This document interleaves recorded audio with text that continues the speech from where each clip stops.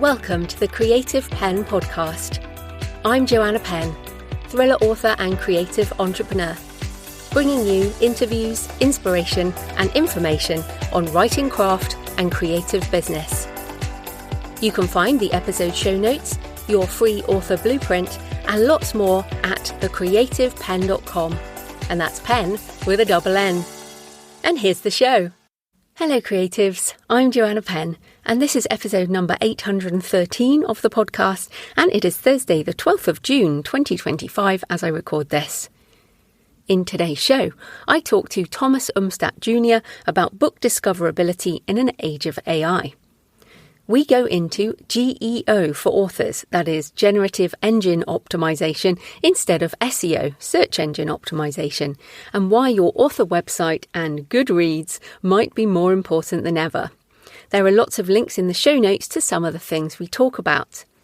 And if you'd like to explore the possibilities of using AI, you can join me for my AI-assisted artisan author webinar on Saturday, 21st of June, 11 a.m. US Eastern, 4 p.m. UK. You need a ticket to attend live or get the replay. And you'll also get my prompt library as well as slides and the video recording. You can find the link at thecreativepenn.com/live. Any questions, just email me, joanna@thecreativepenn.com. So I hope you enjoy this interview with Thomas.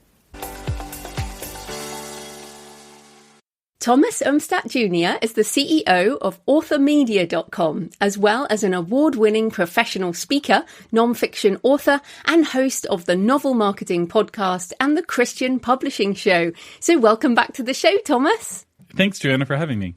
Oh, it's great to have you back. Now, for everyone listening, you were on the show a few years back, so we're going to dive straight into the topic today, which is based around a recent episode on your Novel Marketing Podcast on AI optimization for authors. Does ChatGPT recommend your book? And I was like, yes, I really want to talk about this. But why did you decide to get into this topic now? Like, what did you see in the author community that made you want to help authors see AI differently? Well, what triggered this topic was actually the Google I/O conference, where one of the features they were demoing was the ability to take a picture of a stack of books and then get recommendations on additional books that were like that book. And as somebody who spends a lot of time in tech world, books and authors are often the example that the tech people use to demonstrate new capabilities of AI models. And often, unless people listen to your show, that new tech does not actually get translated to the author community because most authors are not watching the Google I/O conference or even summaries of it. They're spending time Except writing the books as they should. Yeah. And so I was like, oh, I need to do some tests with this. So I started testing different models to see how they would recommend books. And I kind of realized, oh, this is already happening. People are already asking AI all the questions of their life. Google's search traffic is way down. People are moving that kind of big questions of their life conversation away from traditional search engines and towards AI interactions. And if you can get the AI to recommend your book, you'll be well positioned for ongoing sales in this new era. And if you're holding on to ranking on Google search or even Amazon search as your only way of finding customers, like sales are going to keep slipping and you won't understand why. Well, it's interesting. I have been using ChatGPT primarily since November 22 when it first came out. I use it mainly, not mainly, I use it for everything. I use it instead of Google. So I have started to use Gemini again, but I mainly use ChatGPT and also on my phone. Like it's what I use. So what about your personal behavior? Do you use a lot of AI for kind of normal life that you once would have used Google for?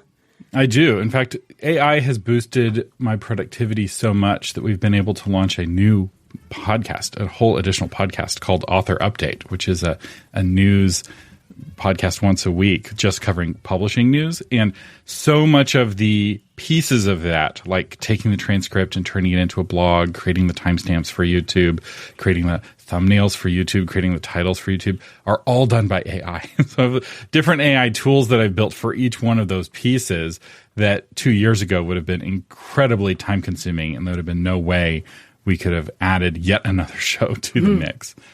I didn't know that. And interestingly, I have also brought back my books and travel podcast, which I stopped doing a couple of years ago because it was too much work and it's not one that's monetized. But I also brought it back in the last few months because I was like, do you know what? I can now do so much of this with AI that it doesn't matter so much. And actually, one of the things with that show, which is interesting, is a lot of the times I'm interviewing people with different accents. And a lot of the speech to text, the transcription previously has been very good with American men, but it hasn't been so good with British women or anyone else of any nationality speaking English. But now I find it's all very good. So it's like people who maybe last year might have said, oh no, that this isn't still not good enough. It really is now, isn't it, for a lot of use cases? Yeah, there's a kind of person who tried ChatGPT when it first came out. They tried GPT 3.5. They played around with it for a couple of hours. They weren't impressed. And then they came to a conclusion. And the conclusion that they came to was not, this particular tool isn't ready, but instead, the category of AI is no good. And what they haven't realized is that so far in 2025, a new model that's the best in the world has come out almost every 10 days. So almost every episode of Author Update, we're like, and there's a new AI model on the top of the benchmarks, and it's like they all take turns. And now they're starting to snipe each other. So like Gemini was number one for like 2 days, and then Anthropic is like, here, and pushed them off. Yeah, here's Claude 4. It's like, you want to be number one, we're going to take that away from you. And if you were to go back and use GPT now, even the free version, it would be dramatically better than that first experience you had.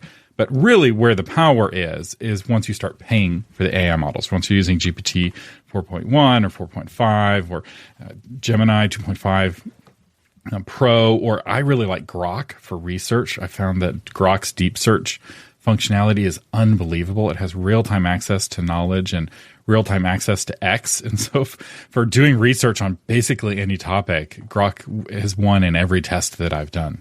Oh, that's interesting. So I use O3. My primary model is ChatGPT O3 for pretty much everything, unless it's just something very basic that I would Google.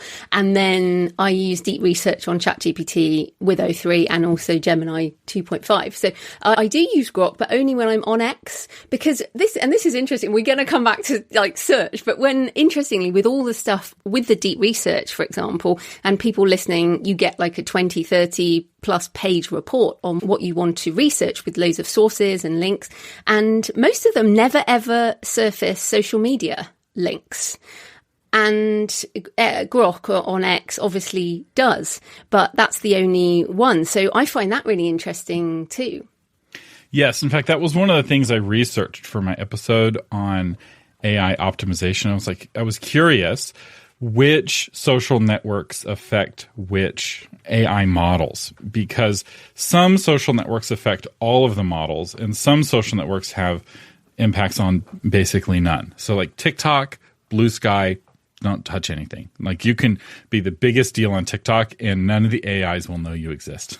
YouTube influences Gemini. X is exclusively for Grok. Facebook and Instagram supposedly are tied to Llama, but in my experience, who uses Llama? Llama is so bad. It doesn't matter if it's connected to Facebook, because like talking to all AI is like talking to a child, but like talking to Llama is like talking to a toddler that like hasn't quite figured out how the words work and how the sentences work. And like you can learn to understand it, but it's like, why bother when all the other AIs are like talking to middle schoolers who can now do research reports and are actually quite smart. I was going to say, yes, it depends on the context. Well, let's bring it back. You mentioned the Google I/O conference, and I also went to the overviews of that. And Sundar Pichai said a few things. I've just got a quote here. He said, AI overviews have scaled to over 1.5 billion users in 200 countries, driving over 10% growth in the types of queries that show them. So if people have used Google, I guess really in the last 6 months really, but a lot more in the last month or so,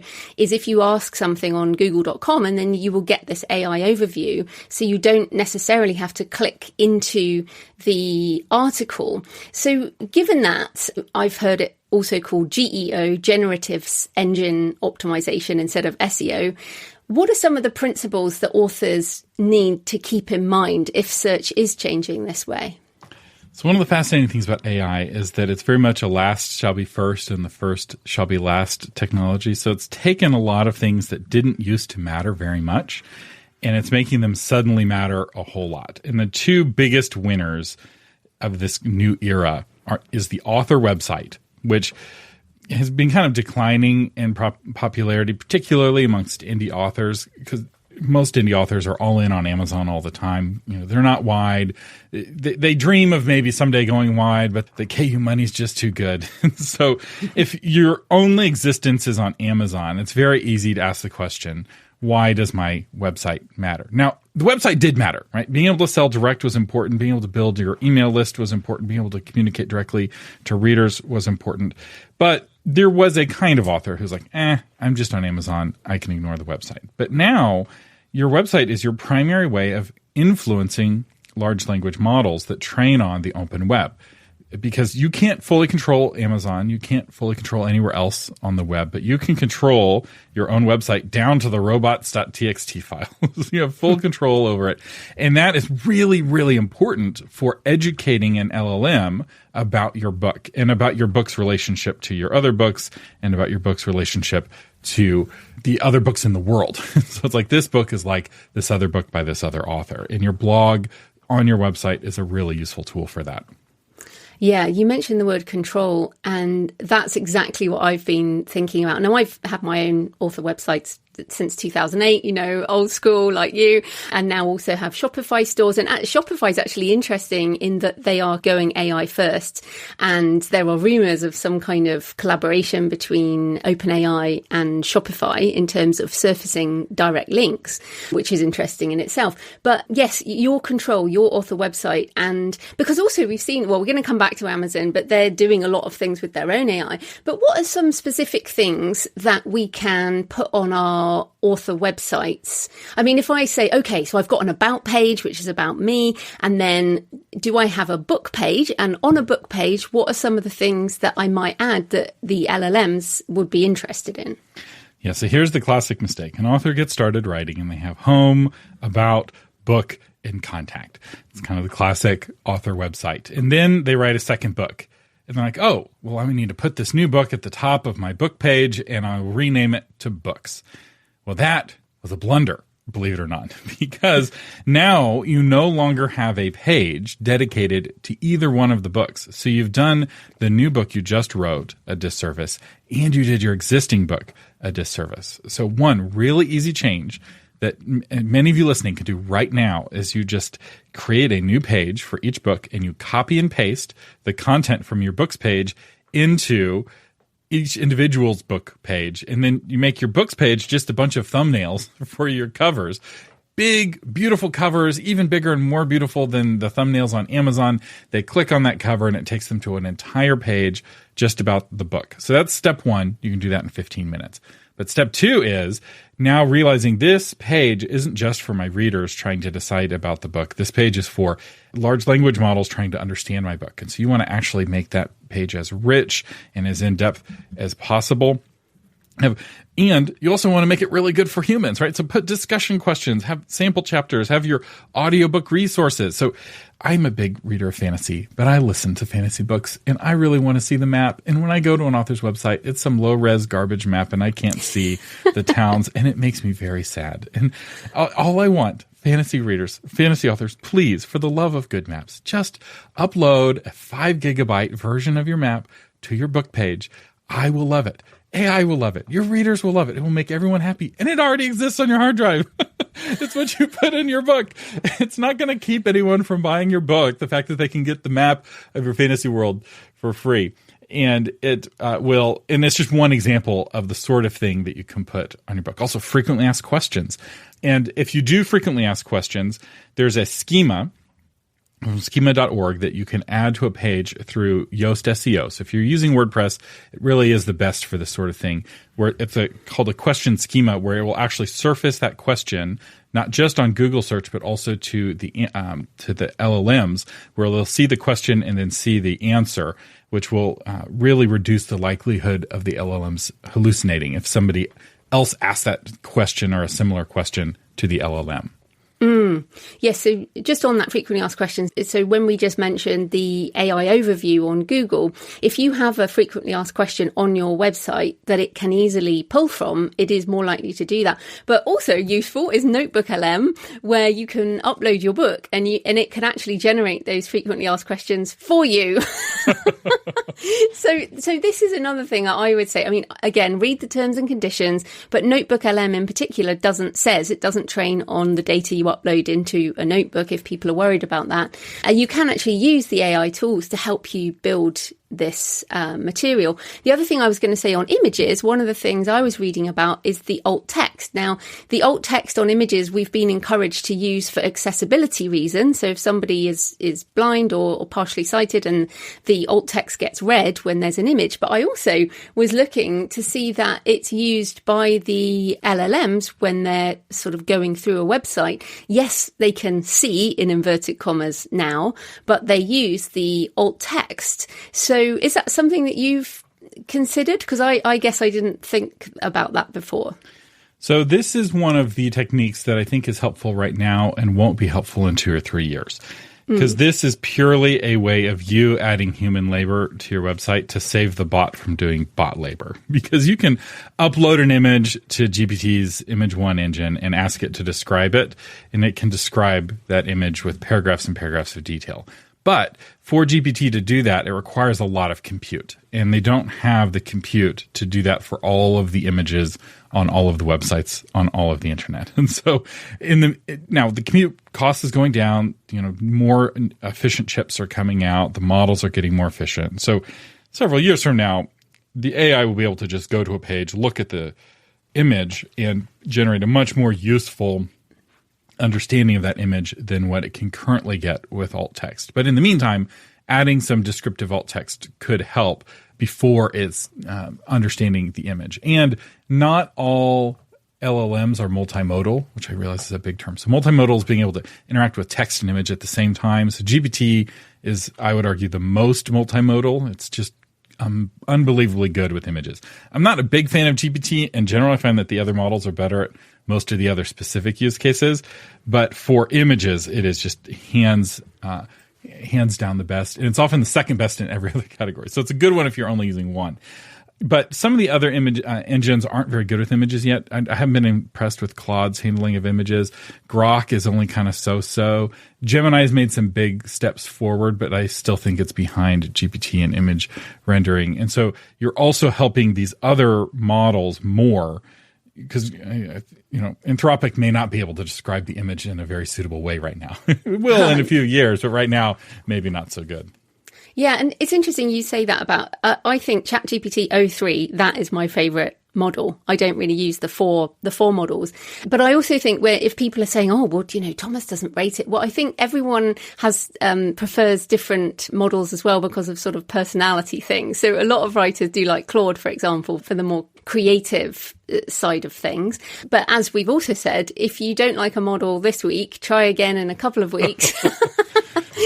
And it may well have changed. I mean, GPT-5 is rumoured to be coming out, which I think will be interesting because one of the things is you and I are quite technical. So we're like, oh, this number and this letter. But GPT-5, apparently, it will do that for you. So you'll just put your query in and it will choose the best model for you, which I think will really help. Yeah, one thing to help simplify this, because GPT has probably the worst naming schema in the history of naming. So they have GPT 4.0 and GPT 04, which are entirely different models and have almost nothing to do with each other. It's like and then they have 4.1, which is actually better than 4.5. So the numbering doesn't work. But then 03, which is based off of 4, is actually better at a lot of reasoning tasks. It's very confusing. So let's simplify it in a way that actually will help across all of the companies, because there's kind of 3 main flavors of LLMs in terms of main features. And that is the kind of default model with reasoning, which is what 03 does really well, because it can actually think about your question. So if you think about somebody asks you a question you can answer off the top of your head, or you can sit down with a piece of paper and kind of think about it a little bit, that left brain slow thinking is what we mean by reasoning. And when you're interacting with the reasoning model, it's slower to get back to you because it thinks about it. And then the third kind of model is deep search, where it will actually go and do research. And I don't know if you ever do this, Joanna, on a live call. Somebody will ask a question and you'll do a quick Google search to refresh your memory about that thing that they're talking about. That's kind of how the search function, it's called deep search on Grok. I think it's called deep research on GPT. And those 3 features are rolling out to all of the different models, and they're useful in different ways. If you want a quick answer, you just want to talk to the core model. But if you want some deep, in-depth analysis, you want to turn on research or maybe turn on thinking as well. And then that'll simplify it to make it not quite so confusing. Because if you're not following this every week, the numbers and the letters and the models and the companies is just make your eye water. It's so complicated. Yeah, absolutely. Or, my tip is, whatever your favorite model is, you just say, I want to do this. How can you help me do it? Because most people aren't as technical as we are, so won't necessarily be driving the machines in that way. But let's come back to the website. So I agree with you that sort of the last shall be first. So the author website sort of fallen out of favour in many ways. For example, blogging. I was blogging from 2008, and then pretty much, about 5 years ago, I stopped because there were some really, really good websites doing the kind of content I was. So I was like, right, I'm just going to do the podcast. And of course, for our podcast, we have transcripts and all that. And I thought, well, that gets indexed. And my site does still rank for lots of good things because of the podcast transcripts.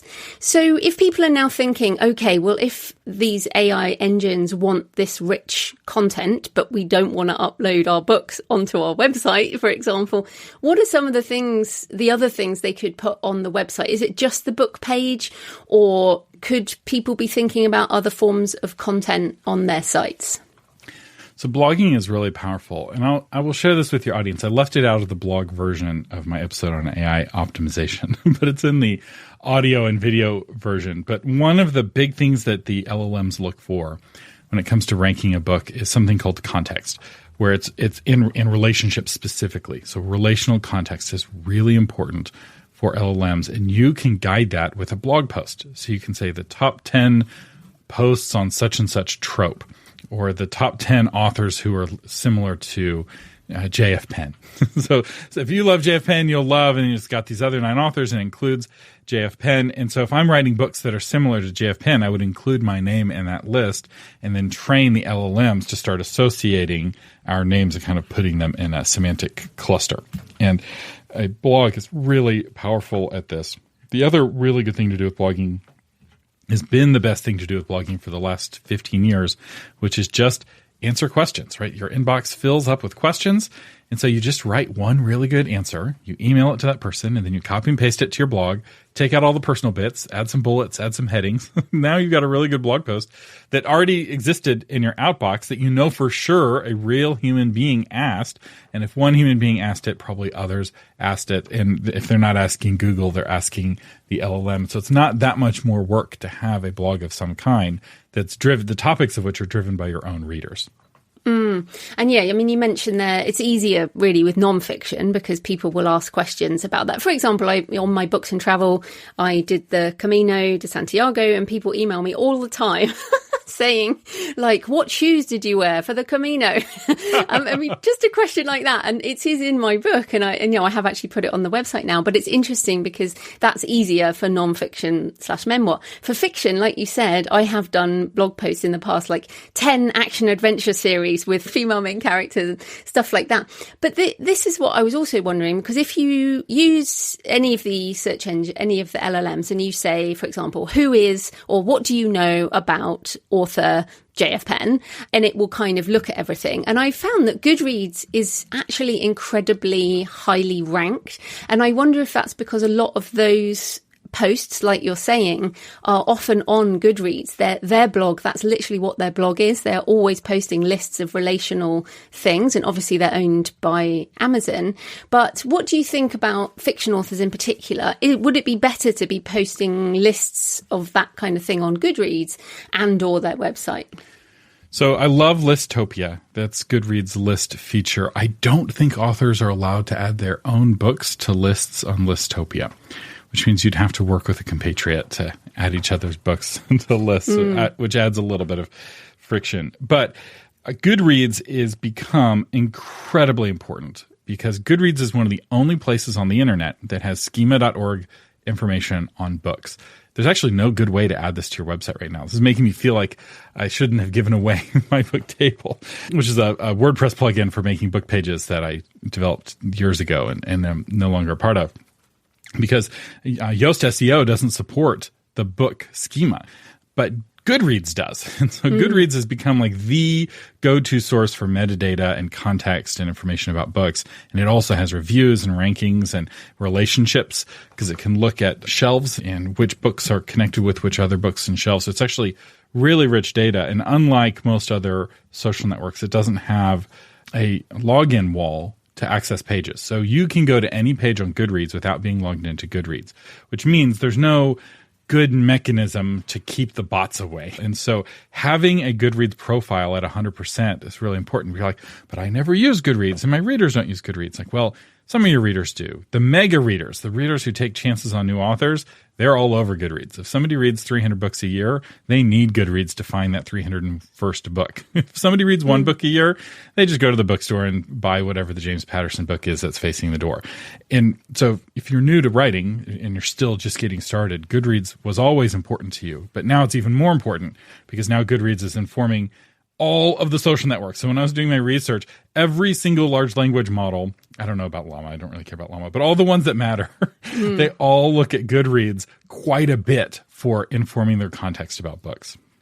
Yeah, and that is quite shocking for some people. You know, when I started in 2008, Goodreads was a separate company. It was really big, and then it still looks the same as it did.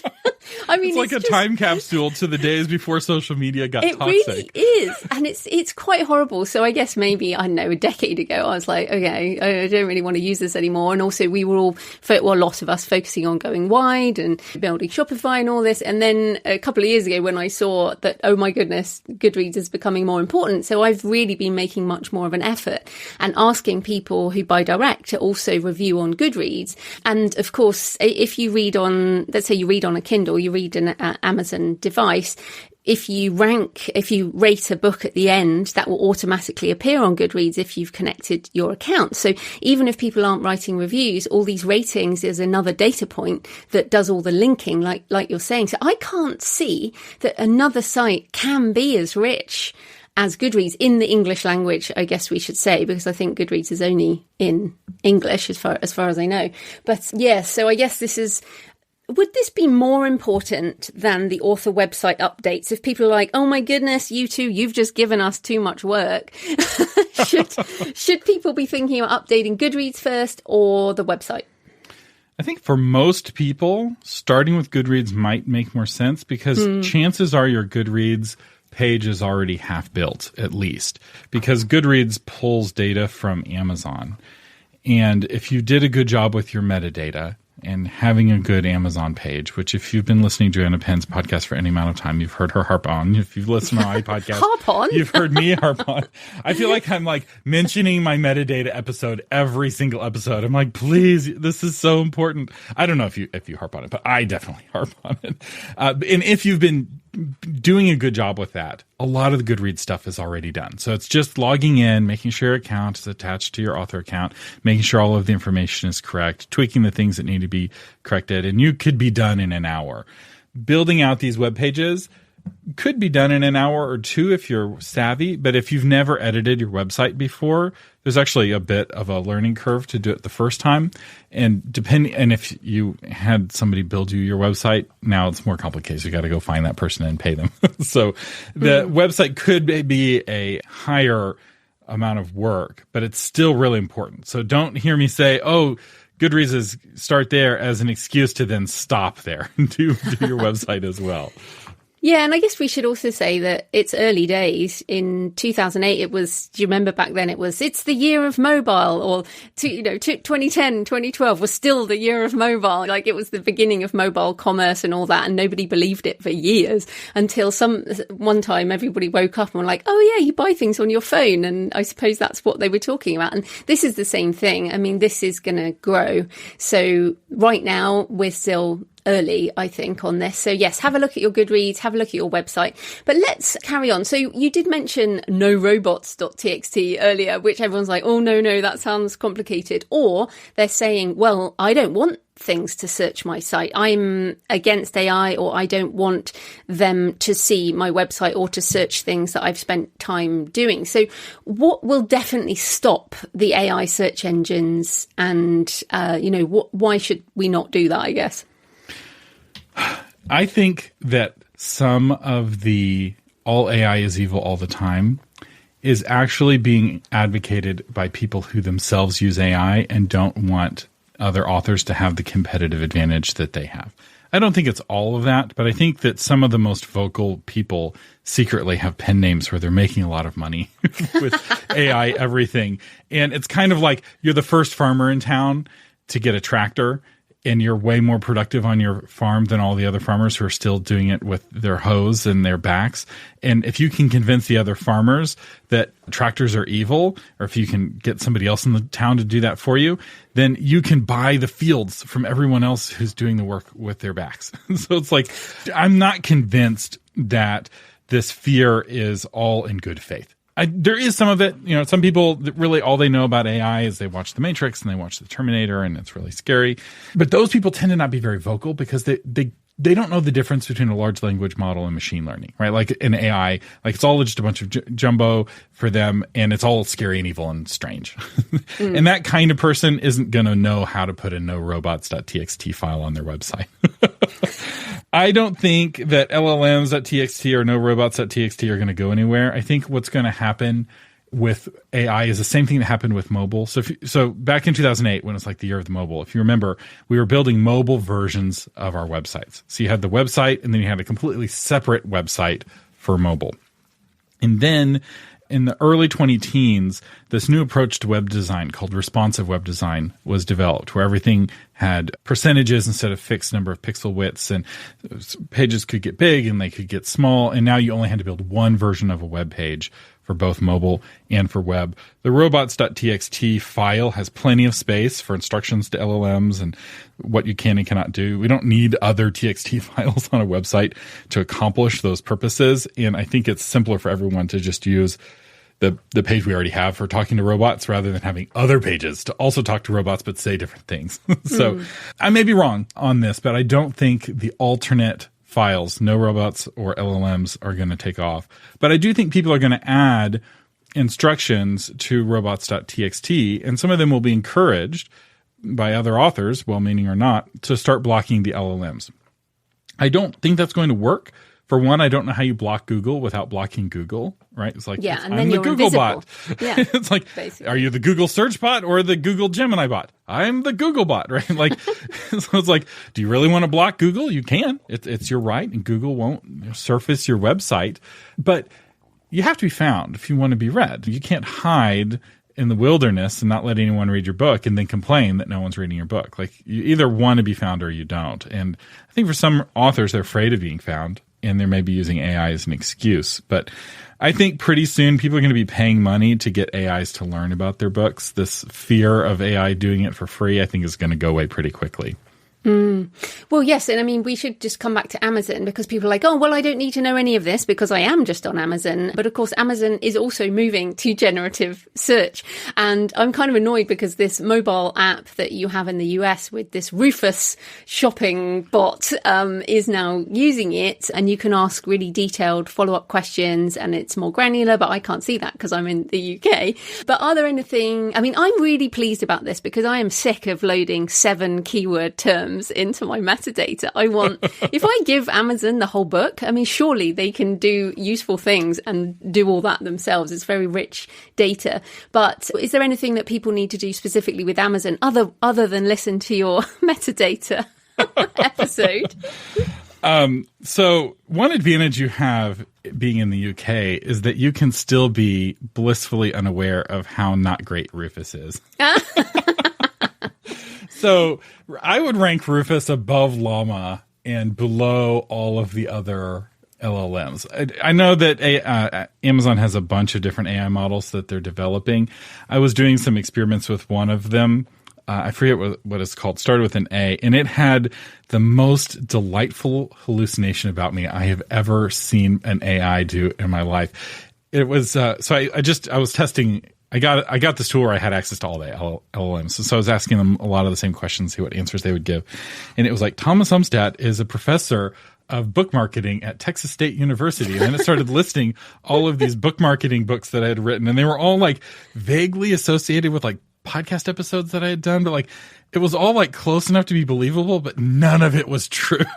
Hallucinated an entirely different Thomas Umstattd. And I'm like, oh, Amazon is behind on this AI thing. So right now, Rufus in my tests is somewhat better than just a pure review search for answering product questions, but just barely. It's not where the other AIs are at yet. Now, they just Amazon just this week, as we're recording this, signed a licensing deal with the New York Times. So they're now the only company that has an agreement with the Times for licensing data for AI models. So now suddenly, because it used to be the New York Times didn't matter for AI training because they had walled it off. They're suing OpenAI and all kinds of things. Right. Microsoft, They're suing for big money, and Jeff Bezos is like, big money? I have big money. And so now they've got this really good source of data or mediocre source of data, depending on your view of the New York Times, but they're the only ones that have access to it. But that's not going to fix Rufus's ability to find the needle in the haystack in a bunch of book reviews. So Amazon will get there. If it worked better, you would have it in the UK. People don't want to give you the kind of mediocre stuff. They want like royal quality for the UK. And there's a reason. It's like, this isn't good enough for the king, and the Brits aren't gonna take this trash. We'll just keep it for the colonials right now. Oh, fair enough. Well, we should also say Amazon is a major investor in Anthropic, which does Claude. So it would be nice if they could use some of the Claude juice or something. But yeah, I mean, again, all these things are going to get better. So if people are like, oh, well, I don't like the Amazon automatics review overviews or whatever, it's like, look, all these things are going to get better and better. And again, I want to stay really positive about this. As I said, I think we've been in the long tail for like 20 years already, right? But we're in the very, very, very long tail when we're thinking of generative search and the conversational search. So I do a lot of book recommendations through ChatGPT, and often I'll have gone backwards and forwards several times before I'm happy with the level of granularity I'm at. So no longer do we have a sort of basic keywords, but we're having a whole conversation about what we like. Or like you said, I sometimes just upload a screenshot or a picture of my whole bookshelf. I did this the other day, like my bookshelf with probably hundreds of books on, and said, here's my bookshelf. What else might I like? Yeah. And it can read all the books on the bookshelf and all of that. So I think, again, all of this is going to get better. And I think it's also going to reward good writing, especially that kind of relational stuff. So you have a really deep relationship with your O3 Mini model, right? Like it knows you really well. You've spent months, maybe years building its context window, so it has a good sense of your preferences. This is one area where GPT really shines. It's like a per user context window that persists across conversations. So when you ask your O3 for a recommendation, it has really good knowledge of books. The GPT book recommender's already really good, and it has a really good knowledge of you. So it's going to make, very likely, very good recommendations. And those recommendations are likely going to be the kind of books that are well written. And so as we talk about schema.org and all these technical things, don't forget the fact that none of this will fix a bad book. Yeah. None of this will fix a bad book. If your book is not fun to read, if it's not engaging, if it doesn't pull readers in, if it doesn't leave them happy at the end where they're leaving a good review, if it doesn't deliver on its promises, then it's not going to matter. Like, these things are great tiebreakers, and they can be really helpful if you're obscure, to move you from obscurity to notoriety. But you can't make that move if your book doesn't thrill readers. And so your book has to thrill readers first. And I probably should have started with this. Like, this is not like a get out of learning the craft of writing free card. It's just the opposite, actually, because the AI is much more discriminating on quality than the search engines were.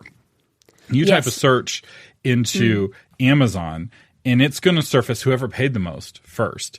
And then it will pick, based off of the very limited information you gave it, some books to rank.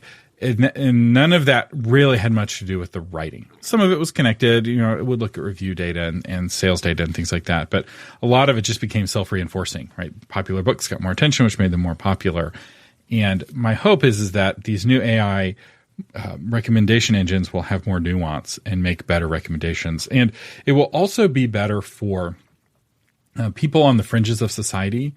So I'm not sure how it is in the UK, but like conservatives got pushed out of publishing. There's hardly any conservatives in the traditional publishing world. And if you're writing a book for a conservative audience, it's hard to find your readers right now. Whereas I think AI is going to help bridge that gap where conservative authors and conservative readers are going to be able to find each other and they're going to get really excited. And that's true with every kind of niche group of readers and authors that were really limited by the search engines that were really reductive. Now all this nuance is going to be like, oh, you're interested in this kind of unique subgenre that doesn't have a category in Amazon. Well, guess what? I've read all of the books in that. And here's the best one that I think you'll like really well. And suddenly you're reading more books. I think this is going to be good for the industry overall. Yeah, I think so too. But it should reduce, or hopefully reduce, that sort of paid ad effect. Although inevitably these companies are going to have to monetize more than they are now. So it'll be very interesting how it changes. So I'm also really interested in what else is coming. Now, people have been kind of saying agents and agentic AI for a while, but mostly these have been assistants. So something like deep research reports, they're kind of an agent. You give them a task, go research this, and then it goes away and it will come back and bring you a report. So it's early days. But what is really interesting to me is zero click. So zero click with agents. So you might say to your agent, or for example, I just have booked some trips in the US to Antelope Canyon and I got my deep research report, but I still had to go buy the tour. And I did go with its recommendation. Zero click is that I say to my agent, my travel agent, let's say, go and find me the best trip to Antelope Canyon. Here's my budget and just arrange it. You know what I like in terms of hotels and the brands I like and all of that.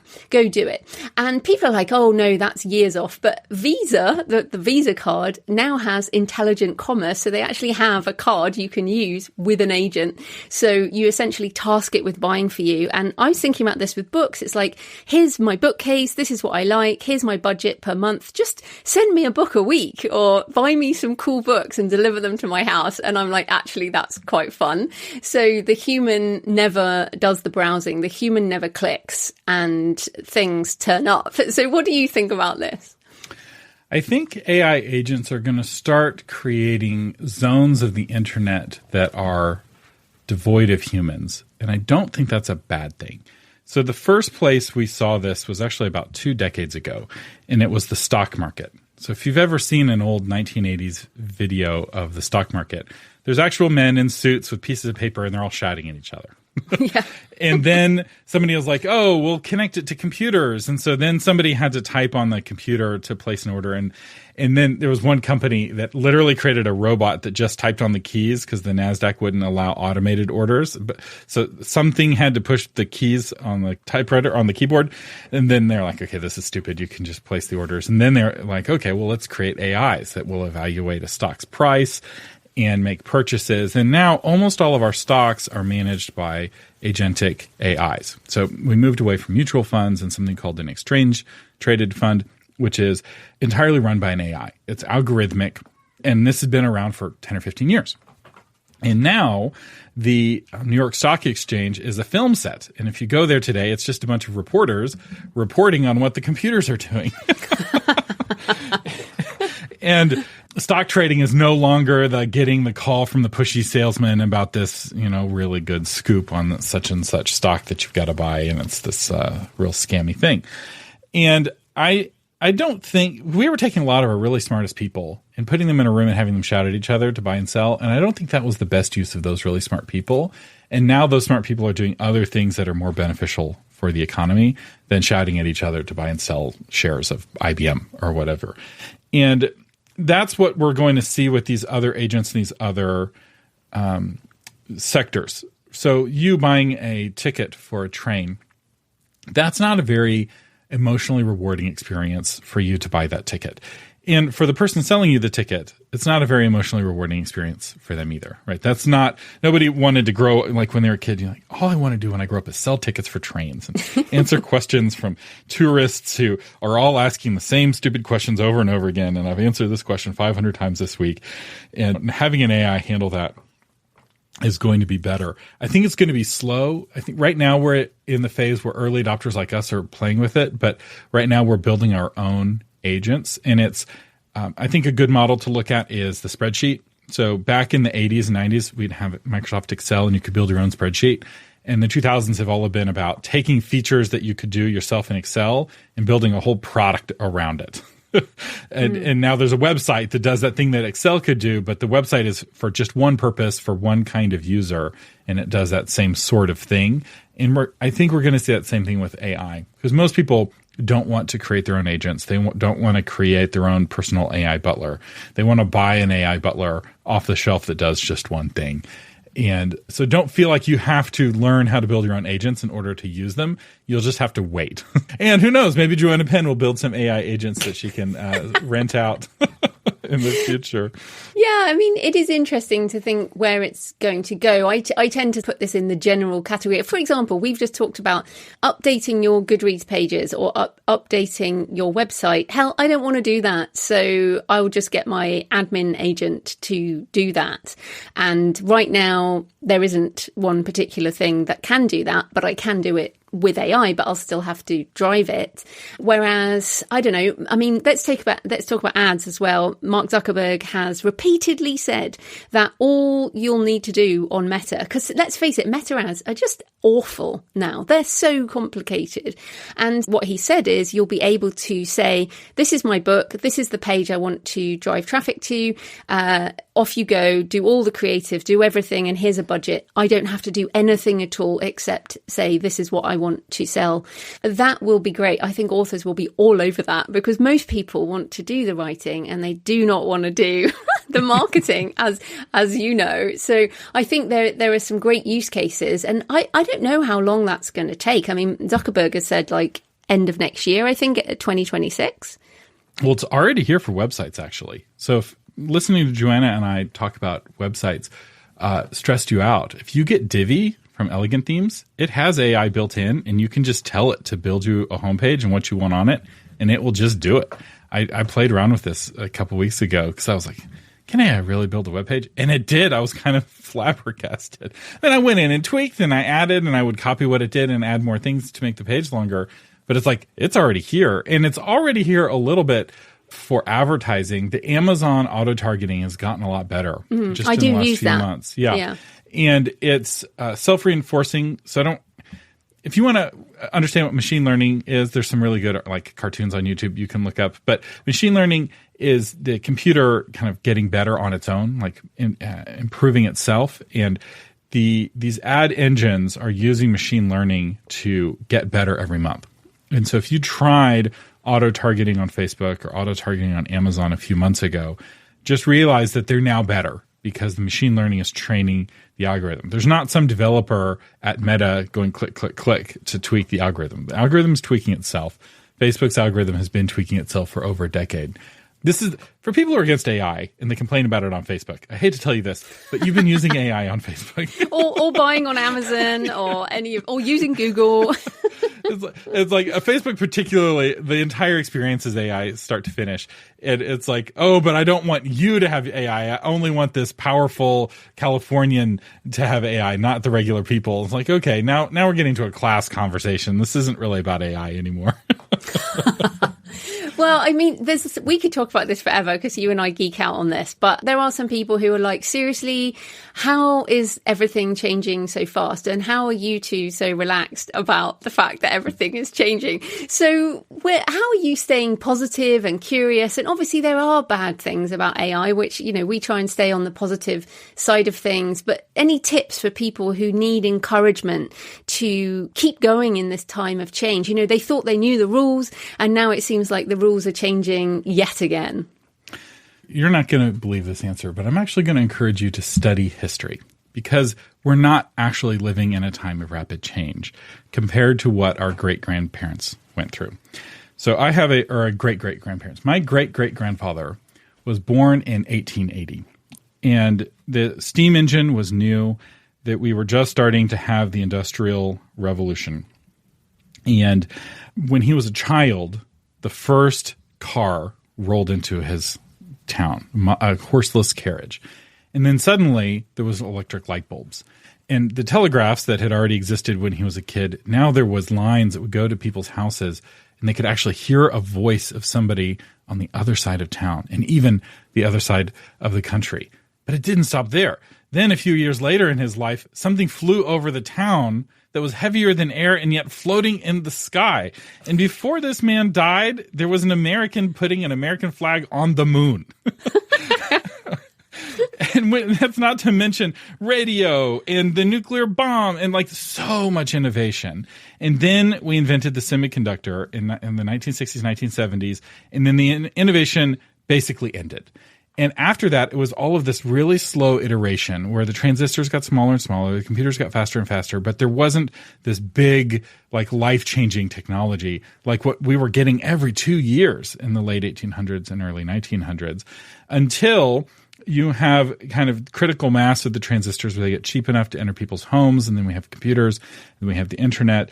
But we've had the internet for a long time. Like the internet's not new. It goes back to the 70s in the States. The World Wide Web was developed by a Brit in the 1980s. And then we didn't have much innovation, right? You know, web pages got a little bit more complicated. Animation got a little bit better, right? Really slow evolutionary change. Then the phones came around, and the phone was a big shift. But from a technological perspective, the phone wasn't that different than a computer. It was just smaller. So it was that same trend of smaller and lighter. And so in this way, like AI is the first time for me to experience the kind of transformation that my great-great-grandfather went through, but on a much smaller scale, right? Like the tractor was unbelievably disruptive. One man in the town with the tractor could do the work of 10 men, which meant that those other 9 men had to find something else to do to provide for their families. And what it was doing things for the farmer, because the farmer was now making almost the same money. So this is the flip side. The people who use AI, there's actually a report just came out yesterday about industries where people are using AI. They're 3 times more productive, and they're making 50% more money on the individual worker perspective. And so just like what happened with the tractor, there's nothing new under the sun. And the guys who left the farm and started doing jobs for the farmer, those jobs are actually super rewarding. It's things like being a podcaster, right? Like I could not have my job of being a podcaster if there wasn't some blessed farmer somewhere in the sun and toil on his tractor making food for me. Because I can't make food. I can hardly keep my grass alive. I realize in the UK, grass just grows on its own, but in Texas, it's a fight. It wants to wither and die in the sun. And so I'm really thankful that I'm not working in the fields like my ancestors did. And yes, there's going to be some disruption, but the history of technology shows us that technology creates more jobs than it destroys. 95% of us were working in the fields back in the day, and that was awful, awful work for little pay, backbreaking. It literally killed us. And I don't think anybody wants to go back to that. So technology isn't good or evil. People are good or evil. So I'm not afraid of AI. I'm very afraid of humans and what humans will do with AI. But I'm too much of a Texan to let those humans have AI and me not to have AI too. The only thing that can stop a bad man with AI is a good man with AI. Or a good woman. Or a good woman. No, I mean, I think so too. We need to be on the side of the angels, and the more we're involved, that's the other thing. Obviously, people listening, Thomas and I are interested in the technical side, but you don't have to be super technical anymore to get involved. And the more creatives and other types of people, I think, who are getting to grips with these tools, the more they will represent the whole of humanity. So that's why I try and encourage people. But also, you're right, it does make you more productive. And also it's a lot of fun. So I have fun with my AIs like every day. And so, yeah, lots for people to think about. But we're out of time. So where can authors find you and everything you do online? So my website is Author Media. That's where you can find all 3 of my podcasts. And I have a suite of over 30 AI tools that are really easy to use. They're very specific things like an about page builder where you answer a few questions about yourself and it will write a very interesting about page for you. Or you upload your book cover and it will analyze the cover and give you tips on how to make it better, or it will create a chapter summary. I even have a tool here called Not a Literary Agent that can review contracts and even like write a rights reversal letter based off of the contract that you signed with that publishing company 10 years ago. And creating book blurbs. There's a bunch of different tools that are there. And my hope with these tools is that they're kind of training wheels for using AI, because they're really easy. You just answer a few questions and you push a button and that's it. So you don't actually have to be good with AI to try using these tools. And I've gotten just incredible feedback from folks who've tried these out. One, you just upload your book and it creates a strategy for advertising on Amazon, like a 5-page strategy based off of the content of your book, including who to target and how to target them. So my hope is these will help make you more productive. They're almost all focused on marketing. So they're not going to help you write the book. They're going to help you sell the book, because that's my focus. If you want to learn how to write the book, listen to Joanna Penn. But novel marketing is more focused on getting more sales for the book you already wrote. So those tools, is that on authormedia.com? Yes. Yeah. Okay. So that's fantastic. And definitely have a listen to Thomas's podcast as well. Well, thanks so much for joining me today, Thomas. That was great. Thank you for having me.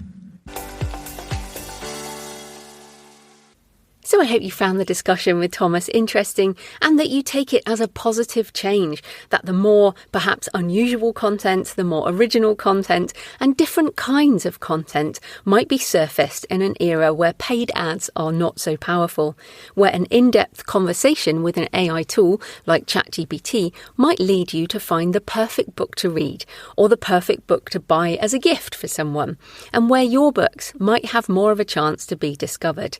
I am personally really looking forward to more granular search, which I think will help those of us who write cross-genre rather than in very distinct categories. And this will hopefully mean the days of pure category and keyword optimization are numbered. So have a listen to my episode on generative search back in December 2023, still totally relevant, episode 727, links in the show notes, and also to Thomas's episode on the Novel Marketing Podcast, which is certainly not just for fiction.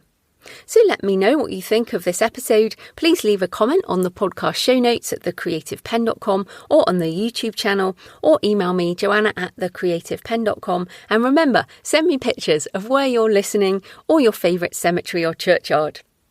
Next week, it's back to writing craft as I talk about finding your voice, writing across genre and loving book marketing with Betsy Lerner, who has worked across all areas of the publishing business. In the meantime, happy writing, and I'll see you next time.